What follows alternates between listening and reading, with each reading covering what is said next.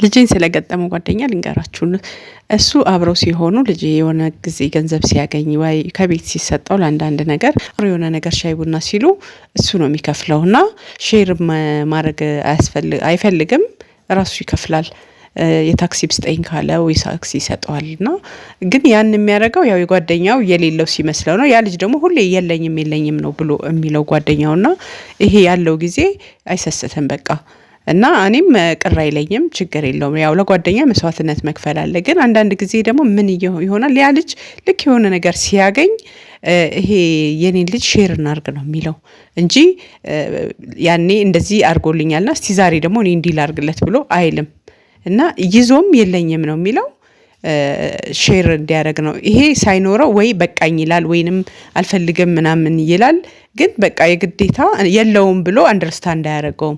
እንኳን የታክሲ ሊሰጠው ቀርቶ ሊሄድ የታክሲ ወይ የመሄጃ ብሎ ሊሰጠው ቀርቶ አንደርስታንድ አያደርገውም። እና ሼር እናርግ ይለዋል። አንዳንዴ ያው እኔ ጋም ደውለውልኝ እኔ ከፍላለሁ እና ይሄ ነገር በጣም ያናድደኛል። ለኔ ያናድደኛል። ለምን ጓደኝነት ዋጋ ካልተከፈለ አንዱ ብልጥ አንዱ ደግ፣ አንዱ የዋህ አንዱ ደግሞ ሌላ ነገር ሊሆን አይችልም። ጓደኝነት ማለት ባላንስ ሲያደርግ ነው።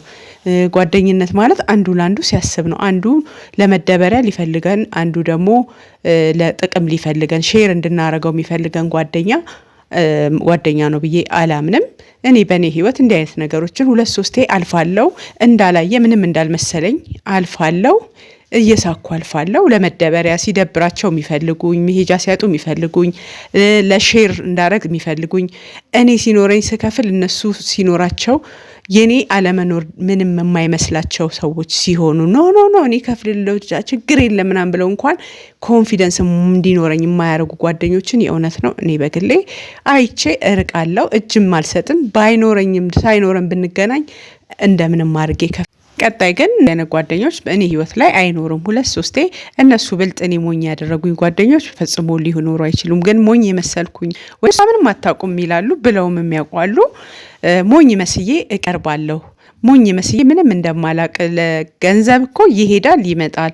ጓደኝነት ግን ዘለቄታ አለው። ዛሬ ላይ ጓደኛ ተብዬ አብሬ ሄጄ እኔ ስላለኝ ብቻ ከሆነ ሼር ለማድረግ ከሆነ የምትፈልገኝ ምንም ችግር የለውም። አንዳንዴ እኔ ካለኝ እጄ ላይ ጓደኞቼን ማድረግ ያለብኝ ባረግ ምንም ማለት አይደለም። ልክ ኖርማል ነገር ነው ለኔ። ለጓደኝነት ዋጋ እሰጣለሁ። በዛ ልክ ግን የማይሆን ጓደኛ ሲሆን እንዳልኳችሁ አይቼ ያው ቀይ መስመር አለኝ። ያ ነገር ሲያልፍ ሳልጣላ መሸሽን ነው የምመርጠው። እና በሱም ጓደኛ ይሄንን ነው ያልኩት። በቃ የኔን ተሞክሮ ይሄንን እንዲያደርግ ነው።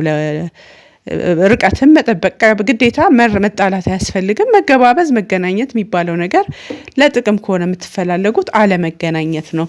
መገናኘቱ መቅረት ይችላልና እስቲ እናንተስ በዚህ ጉዳይ ላይ ስለ ጓደኝነት ምን ሀሳብ አላችሁ? እንዴት ነው?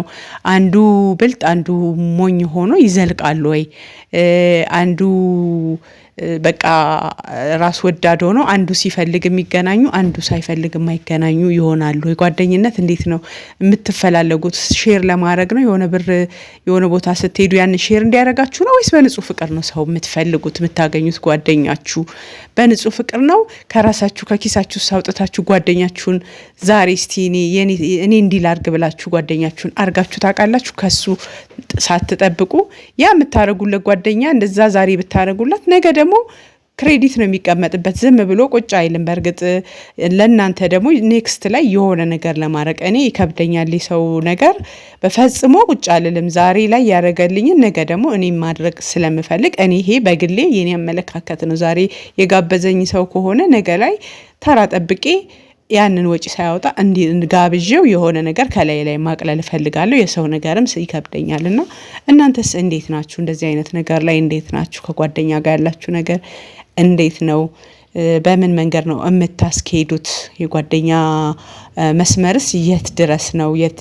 እና ጓደኝነት ከጥቅም ጋር የተያያዘ ነው ወይ? ጓደኝነት በብልጠት ይሆናል ወይ?